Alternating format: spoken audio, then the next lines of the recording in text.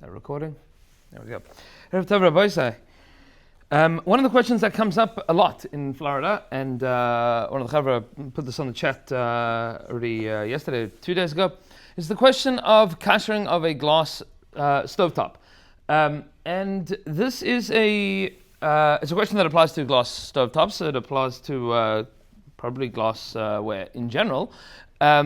But it's a particularly important question in South Florida, where most people have glass stovetops, not natural gas or electrical burners.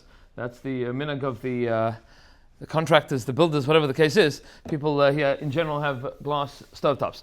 So the question of glass is an interesting one because the Torah tells us, we spoke about this a few weeks ago already, that when the Jewish people went to war against Midian, so they came back with a lot of different kelim, with a lot of different kinds of vessels, and the Torah told Moshe Rabbeinu, Hashem says to Moshe Rabbeinu, tell the Jewish people that the halacha is kabol an kach boltan, the way that it absorbs flavors, the way that it spits out flavor, and the Torah differentiates between different kinds of materials. In the days of Moshe Rabbeinu, there were only really three kinds of materials that you would be able to make something out of. You had stoneware, that was one kind of vessel. You had metalware, and you had earthenware. And these have important halachas with regards to tumah and tara, and important halachas with regards to absorbing flavor.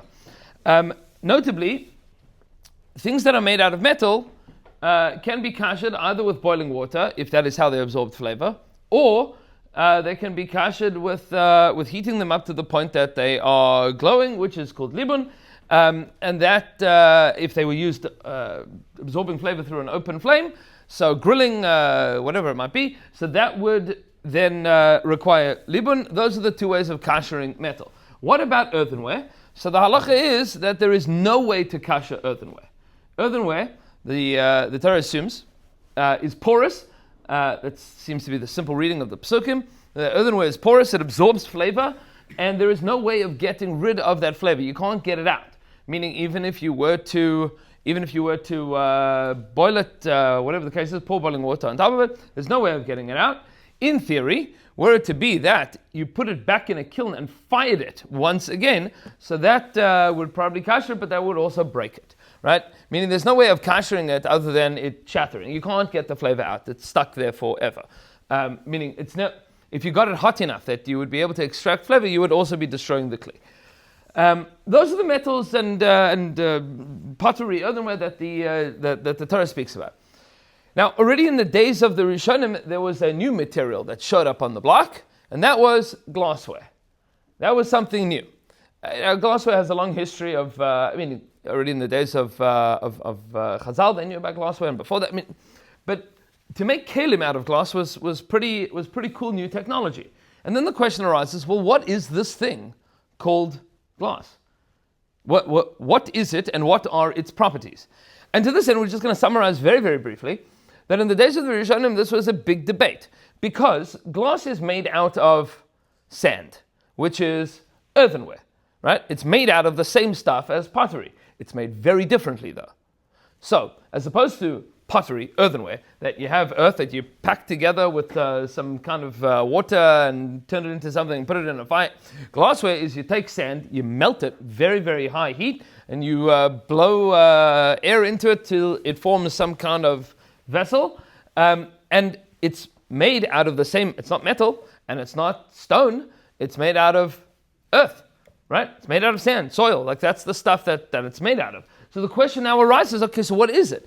On the one hand, it is earthenware. On the other hand, practically speaking, its properties are such that it's hard to imagine that anything is being absorbed into it.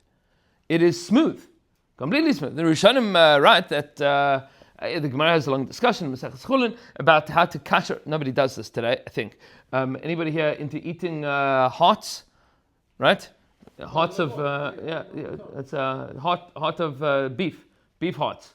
No, chicken, right? What? If you order Jerusalem mix, there you go. That's so hearts of a behemoth. So the Gemara discusses kashering the heart of a behemoth, and the Gemara says that it's different from the liver because while the liver will reabsorb, the heart doesn't reabsorb so easily because it's smooth. So I remember when we were in Smicha, so we went to Smicha today doesn't really include that much practical shchita, but you have to do a little bit.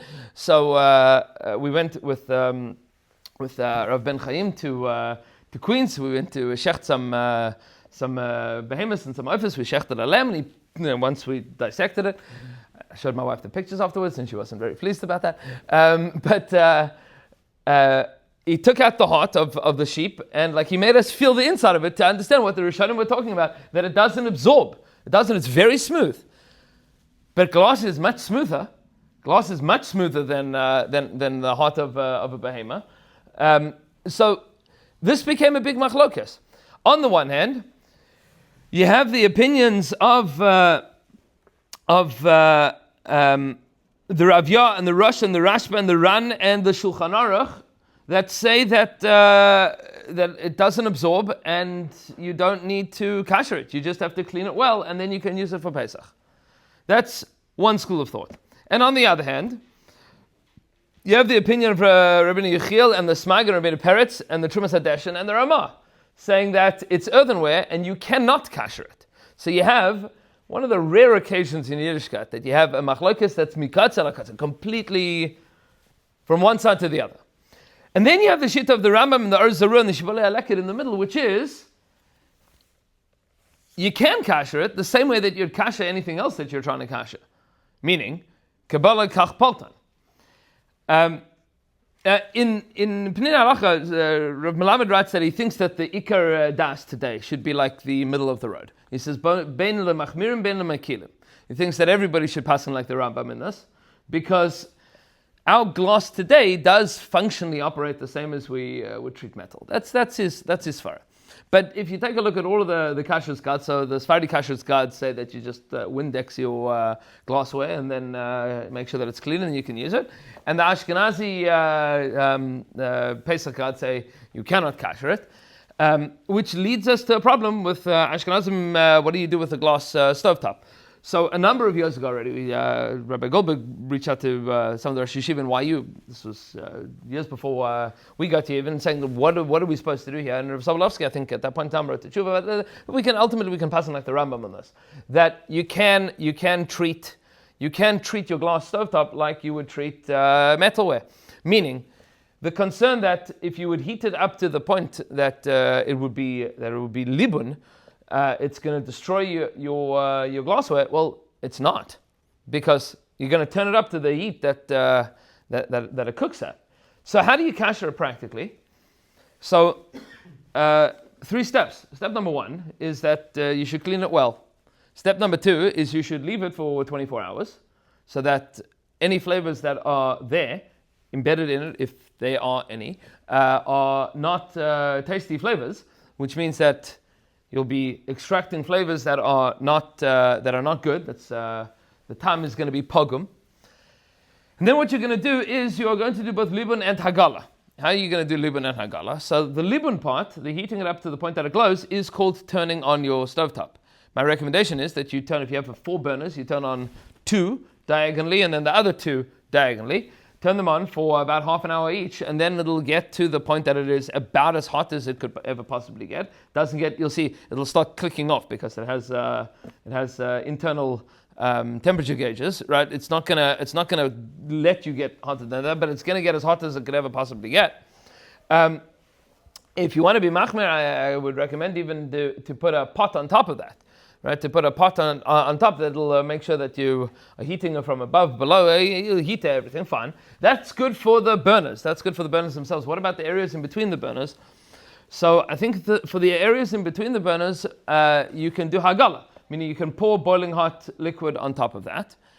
And my strongest recommendation is that you make sure that you turn on the burners first, so that your cooktop has already been sufficiently heated before pouring the boiling water on top. That's not for kashrus concerns, that's for making sure that you don't crack your cooktop concerns. Because pouring boiling water on a cold cooktop is not good for your marriage. Right? That's just word to the wise. Such things have happened in the history of the Jewish people. Practically speaking, I think that it's worthwhile for Ashkenazim to be machmer that if food actually falls in the areas in between the burners, that you don't use that food on Pesach.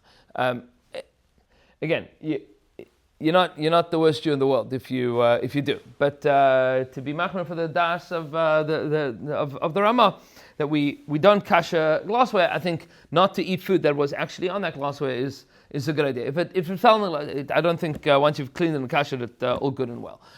For those that want to be further machmir, you can also just get a plug-in burner. Although my recommendation is, if you want to do this, not to get like the cheap ones from Amazon, both for safety concerns and also for heating up your pot of soup concerns. We did this. It took a very long time to boil water, like 45 minutes to boil water, like on one of the plug-in burners. If you want to do it, get like the industrial ones that like the chefs use at like the omelet station guys. Those burners, the industrial ones, those ones have enough wattage to be able to boil up a pot of water. But Lemaisa, that is how you are going to kasher glassware for Pesach, and for Ashkenazim. For Sfardim, of course, you are welcome to rely on the day of the Mekilim to just make sure that it's clean. Although Rav Melamed does suggest that even for the Mekilim, Bisman Azeh thinks that you should kasher. Thinks that that's the appropriate thing to do. And I would suggest that for Sfardim in our community, Baruch Hashem, we have a lot of Ashkenazim that eat in Sephardi homes and a lot of Sfardim that eat in Ashkenazi homes. The Sfardim in the community that are planning on having Ashkenazim, I think it's kedai to be machmir for the sake of the guests to kasher the burners and the cooktops with at least heating it up to the point that it's glowing. It's not an overwhelmingly challenging thing to do, but that is my recommendation. To be continued.